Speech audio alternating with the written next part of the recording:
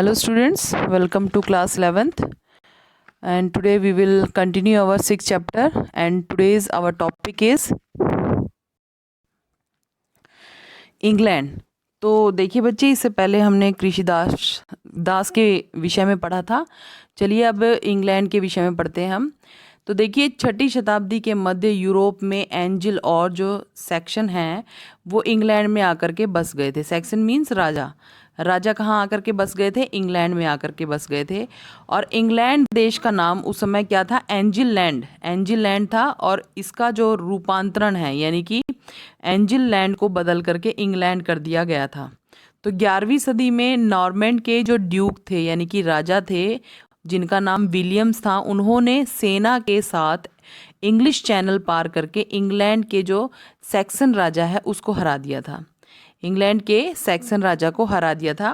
तो इस समय क्या हुआ? फ्रांस और जो इंग्लैंड है उनके बीच में युद्ध होने मतलब शुरू हो गए, और काफ़ी लंबे समय तक जो है चलते रहे। विलियम्स ने भूमि नपाई, नक्शे बनवाए और 180 जो अभिजात है उनको बांट दिए।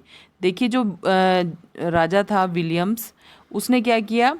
इंग्लैंड की जो भूमि थी उसको नपवाया, उसके नक्शे बनवाए, और जो उसके नीचे जो अभिजात थे यानी कि देखिए राजा था, राजा के बाद जो है अभिजात वर्ग था। तो अभिजातों को, उसके जो अपने नज़दीकी अभिजात थे 180, उनको इन्होंने ये जो ज़मीनें हैं ये बांट दिए। यही जो है लॉर्ड राजा के प्रमुख काश्तकार बन गए। यानी कि देखिए मैंने आपको बताया था कि लॉर्ड कौन थे? ये वही जो है अभिजात वर्ग थे जिनको राजा ने, जो राजा के खास होते थे, जिनको राजा ने जो है ज़मीनें बांटी थी, और यही उनके काश्तकार होते थे, यही उनके मतलब कार्यकर्ता होते थे। यह लॉर्ड राजा को कुछ नाइट देने को बाध्य थे। देखिए क्योंकि राजा ने इन्हें काफ़ी ज़मीन दी थी लॉर्डों को, तो ये लॉर्ड बदले में उन्हें नाइट देते थे, और अब लॉर्ड नाइटों को कुछ भूमि उपहार में देने लगे। अब देखिए जो राजा है, राजा ने लॉर्ड को ज़मीनें दी, और जो लॉर्ड है, लॉर्डों ने उन्हें आगे चल करके नाइटों को, जो मैंने आपको बताया था कि नाइट को फीफ के रूप में यानी एक भूमि का टुकड़ा दे दिया जाता था। बदले में जो नाइट हैं वो राजा, जो लॉर्ड है, लॉर्ड के प्रति वफादार होते थे, और ज़रूरत पड़ने पर उसे क्या है, सैनिक सहायता देते थे। तो यहाँ पर जो लॉर्ड है, लॉर्ड को सेना रखने का कोई अधिकार नहीं था, ये रूल था उस समय का। जो ये नाइट है यानी कि युद्ध होने पर राजा के जो है, राजा की सहायता करते थे। लेकिन देखिए लॉर्ड नाइट का उपयोग अपने निजी युद्ध के लिए नहीं कर सकते थे। मैंने आपको अभी अभी बताया है कि जो लॉर्ड है वो सेना रखने की उन्हें परमिशन नहीं थी। तो अपने मतलब वो अपनी सेना तैयार नहीं कर सकते थे। वे केवल जो है एक बिचौलिए मात्र थे जो राजा के लिए जो है सेना तैयार करते थे। तो ये नाइट थे जो ये ज़रूरत पड़ने पर राजा को युद्ध में सहायता करते थे। इंग्लैंड में इस पर प्रतिबंध था। इंग्लैंड में किस बात पर प्रतिबंध था? कि लॉर्डों के द्वारा जो है सेना को तैयार रखना, या सेना को अपने पर्सनल युद्धों के लिए सेना तैयार करना, ये सब चीज़ें जो थी बैन थी। तो देखिए आपने देख लिया होगा कि यहाँ पे पूरा जो इस पैराग्राफ में मैंने आपको क्या समझाया है कि लॉर्ड जो सबसे ऊपर तो राजा थे, राजा के बाद जो अभिजात वर्ग थे जिनको ज़मीनें दी गई थी, ज़मीनें बांटी गई थी, बहुत अधिक मात्रा में जो ज़मीनों के मालिक होते थे ये आगे चल के लॉर्ड कहलाए। और लॉर्ड के जो नीचे थे यानी कि लॉर्ड ने जो है फीफ के रूप में नाइट्स को जो भूमि अनुदान में दी थी, और बदले में उनकी सैनिक सहायता मांगी थी। इसके बाद देखिए जो हमारा है नेक्स्ट पॉइंट है सामाजिक आर्थिक संबंधों को प्रभावित करने वाले कारक। तो देखिए इसमें हम प्रमुख कारक पढ़ेंगे कि जिन कारकों की वजह से सामाजिक और आर्थिक संबंधों पर जो है प्रभाव पड़ा था। उसमें सबसे पहला प्रमुख कारक है पर्यावरण में परिवर्तन, दूसरा है कृषि प्रौद्योगिकी में बदलाव, और उसके बाद तीसरा है भूमि का उपयोग। तो सबसे पहले चलिए हम पर्यावरण के विषय में पढ़ लेते हैं। तो देखिए 5वीं से 10वीं सदी तक जो यूरोप का जो अधिकांश भाग है वो वनों से ढका हुआ था। पहले वहाँ पर क्या थे जी? बहुत ज़्यादा जो है वन ही वन थे चारों तरफ। कृषि की जो भूमि थी बहुत कम थी, और जो परिस्थितियों से असंतुष्ट जो कृषक थे वो अत्याचार से बचने के लिए वनों में जाकर के शरण ले जाते थे। तो देखिए क्योंकि जो कृषक थे देखिए भूमि नहीं थी और जो है उन पर जो है उनके जो मालिक हैं मालिकों का जो उन पे अत्याचार बहुत ज़्यादा था, जिससे बचने के लिए वो जंगलों में जा कर के शरण ले लेते थे। और उस समय जो था तीव्र ठंड का दौर चल रहा था, सर्दियां लंबी होती थी और प्रचंड होती थी, यानी बहुत ज़्यादा ठंड होती थी। जंगलों का जो उपज काल है वो छोटा होता था। भूमि का जो उपज काल होता था यानी कि जो फसल उगाने का जो समय होता था वो बहुत कम होता था। कृषि जो पैदावार थी कम होती थी, वो भी कम होती थी। समय कम होने के कारण जो उसकी पैदावार होती थी वो भी कम होती थी। 11वीं सदी से यूरोप में जो है गर्माहट का दौर शुरू हो गया। देखिए 11वीं सदी से अचानक जो है परिवर्तन हुआ है पर्यावरण में, और जो है गर्माहट का दौर यानी जो है पर्यावरण थोड़ा मतलब मौसम में गर्माहट का दौर शुरू हुआ। तापमान धीरे धीरे जैसे बढ़ने लगा उस समय, और कृषि पर इसका काफ़ी अच्छा प्रभाव पड़ने लगा। इससे क्या हुआ कि कृषि की उपज के लिए भी ज़्यादा समय मिलने लगा। वन क्षेत्र कम लगे, जो वन क्षेत्र हैं वो क्या है कम होने लगे, और कृषि जो क्षेत्र हैं वो बढ़ने लगे। क्यों देखिए क्योंकि जो कृषि का जो समय है मौसम गर्म होने के कारण जो है जो किसान लोग हैं वो अधिक से अधिक जो है कृषि के क्षेत्र का सफाया वगैरह करने लगे, और जो है कृषि का क्षेत्र विस्तृत होने लगा। इसके बाद देखते हैं हम सेकंड, हमारा जो पॉइंट है वो है भूमि का उपयोग। तो देखिए कि जैसे जैसे मौसम में परिवर्तन हुआ किस तरह से जो है भूमि का उपयोग और अधिक बढ़ने लगा। देखिए प्रारंभ में जो कृषि है वो उसकी जो प्रौद्योगिकी है यानी कृषि करने के जो तरीके थे या उसके साधन थे वो आदिम आदिम जो है प्रकार के थे। आदिम मतलब बहुत पुराने हिसाब के थे। जो कृषकों की यांत्रिक मदद, जो बैलों का जो हल था वो सिर्फ यांत्रिक मदद मतलब यंत्र के नाम पर सिर्फ क्या था, बैल वगैरह थे उनके पास, और मतलब इसी से जो है उनकी मदद होती थी। उनके पास कोई संसाधन नहीं होते थे। आगे देखिए भूमि की जो प्राकृतिक उपज है वो बढ़ नहीं रही थी, और कृषि में ज़्यादा जो है परिश्रम करना पड़ता था।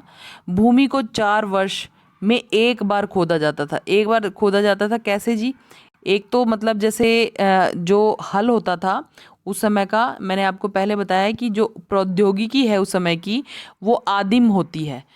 ये देखिए आदिम होती है, तो आदिम होने के कारण क्या मतलब बहुत पुराने हिसाब की, तो लकड़ी का हल होता था, और वो लकड़ी का हल जब वो खेतों में चलाते थे तो इससे क्या होता था वो उसे गहराई से नहीं खुरचता था, हल्का फुल्का जैसे ऊपर से ही ज़मीन को खोदता नहीं था, खुरच देता था। तो इससे क्या है ज़मीन जो है अंदर तक खुदाई उसकी नहीं हो पाती थी, और ये भी जो है वो 4 वर्ष में एक बार जैसे खोदा जाता था। फसल जो चक्र है वो भी जो है इससे प्रभावहीन तरीके से उपयोग किया, मतलब जो फसल का जो चक्र है वो भी प्रभावहीन होता था। तो देखिए भूमि उस समय 2 हिस्सों में बटी हुई थी। 2 हिस्सों में कौन से हिस्सों में? पहला जो हिस्सा होता था वो शरद ऋतु का होता था, और उसमें जो है गेहूं बोए जाते थे। और दूसरी जो भूमि, 2 प्रकार की भूमि मैंने आपको बताई है। भूमि को 2 भागों में बांट देते थे। जो पहला हिस्सा होता था उसमें क्या करता था किसान, सर्दियों में जो है गेहूं बो देता था, और जो दूसरी भूमि थी वो परती रखी जाती थी, मतलब खाली रखी जाती थी, और उससे अगले वर्ष क्या होता था परती भूमि पर राई बो दी जाती थी, और जो दूसरी भूमि है यानी जो पहली भूमि होती थी वो खाली हो जाती थी। और इससे क्या होता था कि मिट्टी की जो उर्वरकता है वो कम होने लगी, अकाल पड़ने लगे, और जो किसान है वो कुपोषण, गरीबों का जीवन या मतलब जैसे किसान का जो जीवन है वो गरीबी पूर्ण यानी दुष्कर होने लगा। इतनी समस्या के बाद भी जो लॉर्ड है वो अपनी आय बढ़ाने में लगे हुए थे। वो क्या करते थे, कृषकों को मेनरों की जागीरों पर काम उनको करना पड़ता था, उनसे ज़बरदस्ती उन पे काम यानी अपनी जो ज़मीन होती थी, जागीरें होती थी मेनरों की, उन पर जो है काम करवाते थे वो। अब कृषक जो है कृषि करने में अधिक समय लगाने लगे, क्योंकि मैंने आपको बताया पर्यावरण में परिवर्तन होने लगा था, और कृषक क्या करता था अब जो है वो ज़मीन पर अधिक समय लगाने लगा और अधिक जो है कृषि करने लगा। मेहनत का जो अधिक उत्पाद है वो अपने पास रखने लगा, क्योंकि उनकी स्थिति देखिए बहुत ज़्यादा जो है उनकी परिस्थितियां खराब थी, तो उन्हें ठीक करने के लिए वो क्या करते थे, कड़ी मेहनत करते थे और उसका उपज का जो है काफ़ी हिस्सा अपने पास रख लेते थे। चरागाहों को लेकर उनका जो लॉर्ड है, लॉर्ड से उनका हमेशा विवाद रहता था। लॉर्ड जो है चरागाह और जो वन भूमि थी उनको अपनी मिल्कियत समझते थे, मतलब अपनी जागीर समझते थे। लेकिन जो किसान था, देखिए किसान का ये मानना था कि भाई हम मतलब अपने पशुओं को चराने कहाँ जाए, तो वो उन्हें भी जो अपने पशुओं के लिए लॉर्ड की भूमि पर जो है चराना पड़ता था। लेकिन जो लॉर्ड थे वो मतलब उन्हें चराने नहीं देते थे और वो अपनी मिल्कियत समझते थे। इसके बाद देखिए जो हमारे नेक्स्ट पॉइंट है वो है नई कृषि प्रौद्योगिकी। देखिए 11वीं शताब्दी तक आते आते जो है कृषि में कुछ जो है बदलाव आए और जो है नई प्रौद्योगिकी का विकास हुआ, यानी नई नई जो है तकनीकों का विकास हुआ। तो इस पर हम चर्चा कर लेते हैं। 11वीं सदी तक प्रौद्योगिकी में बदलाव आया। लकड़ी के हल के स्थान पर लोहे की भारी नोक, यानी कि हल आपने देखा होगा, उसके नीचे जो लकड़ी का हिस्सा होता था उसमें अब क्या करने लगे, लोहे की भारी नोक वाले हल को सांचेदार पट्टे पर जो है उपयोग होने लगा। यानी हल के साथ जो है एक पट्टा भी इस्तेमाल किया जाता था। हल खोदता था और वो पट्टा क्या होता था, पीछे से जो है उसे मिट्टी को समतल करता हुआ चला जाता था। ऐसे हल जो है गहरा खोद सकते थे और जो पहले के जो हल होते थे वो पशुओं के गले में, मतलब जैसे खोदने का काम जब होता था तो रस्सी जो है पशुओं के गले में होती थी। लेकिन अब क्या होने लगी, पशुओं के गले के स्थान पर कंधे पर अब वो रस्सी बांधी जाती थी। इससे जो है पशुओं को भी जो है मुश्किल नहीं होती थी और जो है उनमें जो है अधिक शक्ति उनको मिलती थी। तो देखिए घोड़े, और देखिए घोड़ों को इस्तेमाल, देखिए पहले क्या होता था, जब घोड़ों का इस्तेमाल करते थे तो उनके खुर वगैरह घिस जाते थे। लेकिन अब क्या होने लगा, खुर पर जो है लोहे की नाल लगाई जाने लगी। और कृषि के लिए जो है अब कृषि के लिए क्या किया जाने लगा, वायु और जो जल शक्ति है उसका उपयोग जो है अधिक किया जाने लगा। जो वायु से जैसे पवन चक्कियां चलने लगी, जल से जैसे जल का प्रयोग किया जाने लगा। तो देखिए यूरोप में अनाज पीसने और अंगूर का रस निचोड़ने के लिए जब पहले क्या होता था, मजदूरों को काम करना पड़ता था, अधिक मेहनत करनी पड़ती थी। लेकिन अब क्या हुआ, अब उन्होंने जल और वायु शक्ति का प्रयोग जो है किया जाने लगा, यानी पवन चक्कियां वगैरह से जो है अब ये सारा काम करने लगे। भूमि उपयोग के तरीके बदले, अब धीरे धीरे जो है भूमि के उपयोग करने के तरीके बदल गए। दो खेत जो है व्यवस्था से अब क्या हो गई, पहले मैंने आपको बताया था कि दो खेत व्यवस्था थी, यदि पहली में बो दिया जाता था तो दूसरी खाली रख दी जाती थी। लेकिन अब क्या हो गया, अब तीन खेत व्यवस्था हो गई और ये जो है उस समय के कृषि उद्योग, जो कृषि में क्रांतिकारी बदलाव माना जाता था। अब क्या करते थे कृषक, वो 2 वर्ष खेती जो है 2 वर्ष तक खेती कर सकते थे लगातार। पहले क्या होता था, बहुत कम समय मिलता था। पहले खेत में क्या करते थे, वो शरद ऋतु में गेहूं राई उगा देते थे और दूसरे खेत में जो है बसंत में मटर सेम मसूर जौ बाजरा ये सब उगा देते थे। और ये जो तीसरा खेत होता था उसे खाली जो है यानी परती भूमि छोड़ दिया जाता था। इससे जो है उत्पादन में वृद्धि होनी शुरू हो गई। तो इससे लाभ क्या हुआ है कि भोजन की उपलब्धता दुगनी हो गई, यानी कि अनाज जब अधिक से अधिक पैदावार बढ़ गई तो इससे भोजन जो है आसानी से मिलने लगा। कृषकों को बेहतर जो है अवसर मिलने लगे, अधिक से अधिक जैसे काम करने के या और भी अधिक, अब मतलब उनको और अधिक जो है अवसर मिलने लगे बेहतर। अब वो अधिक से अधिक जो अनाज उगा करके कुछ भी अपनी जो जीवन संबंधी या अपनी दैनिक प्राथमिक आवश्यकताओं को पूरा कर सकते थे। देखिए कुछ प्रौद्योगिकी में ज़्यादा धन की ज़रूरत थी। किसानों के पास जैसे कुछ प्रौद्योगिकी ऐसी होती थी जैसे पवन चक्कियाँ वगैरह लगाना या मतलब और भी जैसे कई ऐसी चीज़ें होती थी जिनमें मतलब जो किसान होता था उसके पास जो है धन नहीं होता था, क्योंकि कई प्रौद्योगिकी लगाने के लिए जो है धन की ज़रूरत होती थी। लेकिन किसान जो था इतना अधिक धनवान नहीं था, इस वजह से वो नहीं लगा पाता था। इसलिए इन मामलों में जो है पहल लॉर्ड ने की। लॉर्ड मतलब जो उनके मालिक होते थे, उन्होंने जो है पहल की। किसानों ने खेती योग्य भूमि का विस्तार किया और गांव में जो है लोहे की दुकान स्थापित की गई। लॉर्डों ने काफ़ी फैसिलिटीज़ जो है किसानों को देनी शुरू कर दी, जैसे पवन चक्कियाँ स्थापित कर दी, गांव में जो है लोहे की दुकान स्थापित कर दी। 11वीं सदी में जो सामंतवाद है वो कमज़ोर होने लगा और आर्थिक जो लेन देन है, आर्थिक जो लेन देन है अब मुद्रा पर आधारित हो गया। पहले क्या होता था कि सामंतवाद जो है, सामंत होते थे जो, वो किसानों को मतलब गुलामों की तरह ट्रीट करते थे।